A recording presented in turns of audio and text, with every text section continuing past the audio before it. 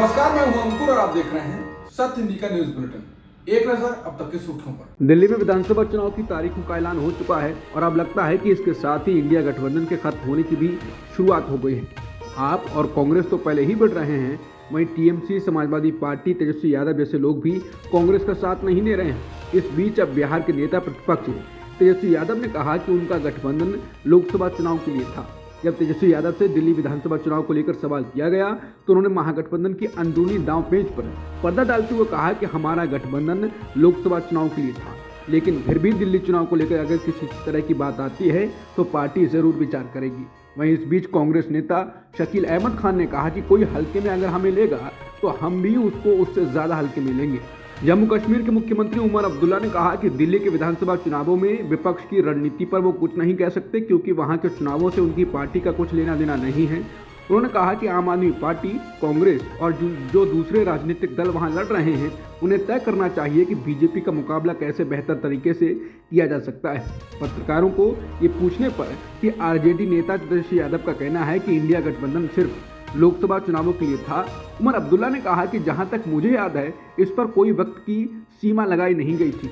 बदकिस्मती की बात यह है कि इंडिया ब्लॉक की कोई मीटिंग बुलाई नहीं जा रही है, तो इसमें कोई स्पष्टता नहीं है, न लीडरशिप को लेकर, न एजेंडा को लेकर, या फिर हम साथ रहेंगे कि नहीं। उन्होंने कहा कि शायद दिल्ली विधानसभा चुनावों के बाद इंडिया गठबंधन के दलों की मीटिंग बुलाई जाए। अगर ये गठबंधन सिर्फ लोकसभा चुनावों के लिए था तो इसे खत्म कर दीजिए, और अगर ये विधानसभा चुनावों के लिए भी है तो हमें मिलकर काम करना होगा। नीतीश कुमार अपने आवास से निकले और खबर बन जाती है, इस तरीके से उनके कदमों पर नजर रखी जा रही है। आज सुबह नीतीश कुमार अचानक पटना के राजभवन पहुंच गए। इस भेंट का कारण अभी स्पष्ट नहीं है, लेकिन कयास लगाए जा रहे हैं कि ये कैबिनेट विस्तार से जुड़ा हो सकता है। चर्चा यह है कि मुख्यमंत्री नीतीश कुमार संभवतः राज्यपाल को नए मंत्रियों की सूची सौंपने गए। ये मुलाकात कैबिनेट विस्तार की चर्चा के बाद हुई है। हालांकि राजभवन जाने के पीछे के असली कारण की आधिकारिक पुष्टि अभी बाकी है, और इसलिए कई चैनल्स ने तारीख का ऐलान भी कर दिया कि इस तारीख को नीतीश पलटी मारेंगे।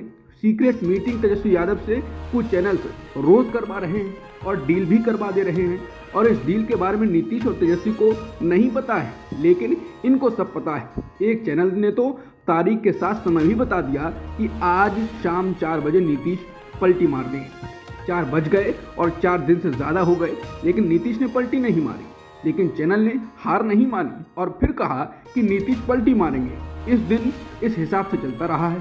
सुप्रीम कोर्ट ने 2023 के कानून के तहत मुख्य निर्वाचन आयुक्त और निर्वाचन आयुक्तों की नियुक्ति प्रक्रिया को चुनौती देने वाली याचिकाओं पर सुनवाई करते हुए कहा कि ये मामला कानून बनाने की विधायी शक्ति बनाम अदालत की राय होगा।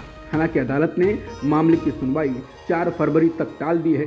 याचिकाकर्ता एनजीओ की ओर से जस्टिस सूर्यकांत, जस्टिस दीपांकर दत्ता और जस्टिस उज्ज्वल भुइयां की बेंच को बताया गया कि मौजूदा मुख्य चुनाव आयुक्त राजीव कुमार 18 फरवरी को रिटायर होने वाले हैं। अगर अदालत ने हस्तक्षेप नहीं किया तो नए कानून के तहत एक नया मुख्य चुनाव आयुक्त नियुक्त कर दिया जाएगा। साथ ही उनकी जगह भरने के लिए एक और आयुक्त की नियुक्ति भी होगी। बता दें, नए बने कानून के तहत मुख्य चुनाव आयुक्त की नियुक्ति करने के लिए प्रधानमंत्री, एक केंद्रीय कैबिनेट मंत्री और नेता प्रतिपक्ष या लोकसभा में सबसे बड़ा विरोधी दल के नेता शामिल होंगे। मुख्य न्यायाधीश को चयन समिति से हटा दिया गया है। बेंच ने मामले की अगली सुनवाई के लिए 4 फरवरी तय करते हुए कहा वो देखेगी कि किसकी राय सर्वोच्च है।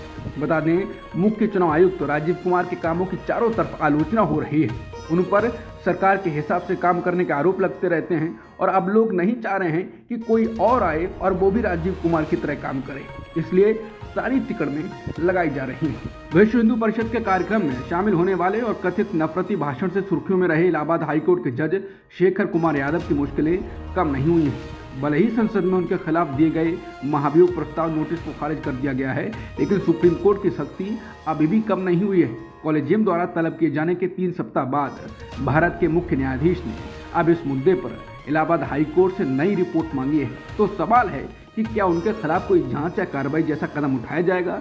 बता दें, जस्टिस यादव ने कहा था कि हिंदुस्तान है और ये देश बहुमत की इच्छा के अनुसार चलेगा। जज ने मुस्लिम समुदाय के खिलाफ विवादास्पद बयान दिया और कहा कि बहुसंख्यकों का कल्याण और खुशी दूसरों की इच्छाओं से ऊपर है। कठमुल्ला जैसे शब्दों का भी इस्तेमाल किया। किसान नेता जगजीत सिंह डल्लेवाल का आमरण अनशन आज 45वें दिन जारी है। उन्होंने अपने साथी प्रदर्शनकारियों से उनकी मृत्यु की स्थिति में भी आंदोलन जारी रखने का आग्रह किया है।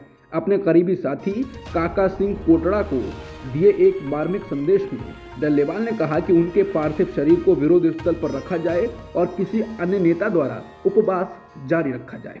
कोटड़ा ने कहा कि अनशनकारी नेता ने किसी से मिलने से इनकार कर दिया है और उनसे तथा अन्य नेताओं से आंदोलन की ओर से अधिकारियों से बातचीत करने को कहा है। कोटड़ा ने कहा कि जज नवाब सिंह की अगुवाई वाली सुप्रीम कोर्ट द्वारा नियुक्त समिति से मुलाकात के कुछ घंटों बाद उनकी हालत खराब हो गई। पंजाब और हरियाणा के बीच स्थित शंभू बॉर्डर पर किसान अपनी मांगों को लेकर डटे हुए हैं। इसी बीच गुरुवार को एक 55 वर्षीय प्रदर्शनकारी किसान ने जहरीला पदार्थ खाकर आत्महत्या कर ली। 3 सप्ताह के अंदर धरना स्थल पर यह दूसरी घटना है। बता दें कि धरना स्थल पर किसान ने जहरीला पदार्थ खा लिया था। हालत गंभीर होने पर किसान को अस्पताल में भर्ती कराया गया, जहां उनकी मौत हो गई। मृतक किसान का नाम रेशम सिंह है। अरविंद केजरीवाल अब दिल्ली चुनाव में जाटों के आरक्षण का मुद्दा लेकर आ गए हैं। उन्होंने पीएम मोदी को पत्र लिखकर केंद्र सरकार से जाट समुदाय को ओबीसी की सूची में शामिल करने की अपील की है।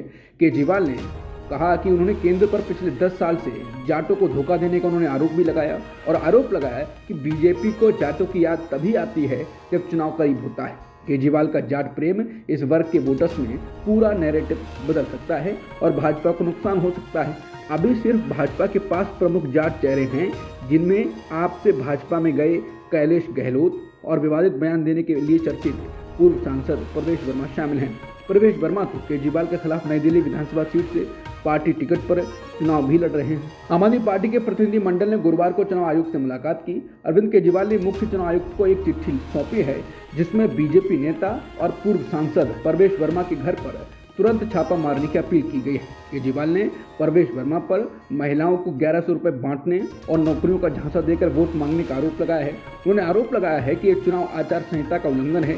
इसके साथ ही केजरीवाल ने जिला निर्वाचन अधिकारी को तत्काल सस्पेंड और ट्रांसफर करने की मांग भी की। यूपी के लखीमपुर खीरी में कथित तौर पर पुलिस कस्टडी में एक युवक की मौत हो गई। परिजनों का आरोप है कि पुलिस की पिटाई से युवक की तबीयत बिगड़ी, समय पर इलाज भी नहीं मिला, जिसके चलते उसने दम तोड़ दिया। मौत के बाद जबरन पोस्टमार्टम करवाया गया। इतना ही नहीं, पोस्टमार्टम के बाद जब प्रदर्शन करने जा रहे थे तो लाठीचार्ज कर खदेड़ दिया गया। वहीं जब शव का अंतिम संस्कार करने से इनकार किया गया तो घर आकर पुलिस के अधिकारियों ने हड़काया।